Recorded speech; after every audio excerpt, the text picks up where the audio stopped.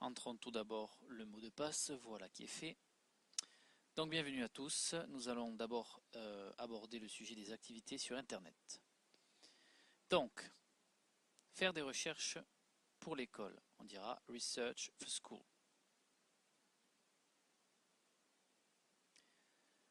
Communiquer par mail avec ses amis, Email Friends. Faire des recherches sur le net, Make personal researches on the net. Aller sur les réseaux sociaux, Do social networking. Télécharger des films, de la musique, etc. Download music, films. Jouer en ligne, Practice online gaming. Faire des achats sur le net se dira Do online shopping.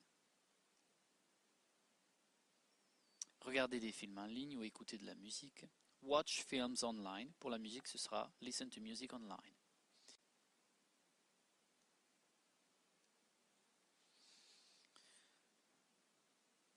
Alors, passons tout de suite donc à la zone numéro 2.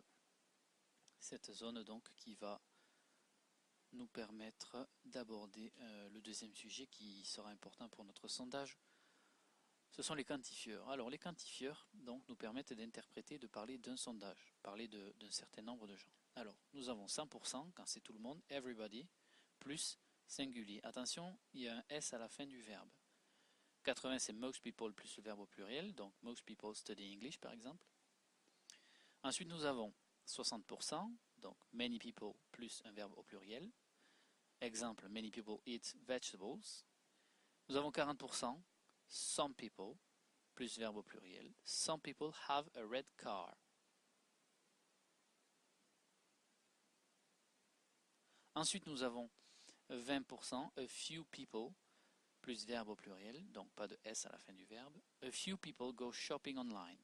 Puis, 0%, nobody, plus un verbe singulier, donc nobody plays tennis in the group. Attention, 100% et 0% ont en commun qu'il y a un S à la fin du verbe. Passons à notre dernière phase, comment construire vos questions pour le sondage. Donc, what is?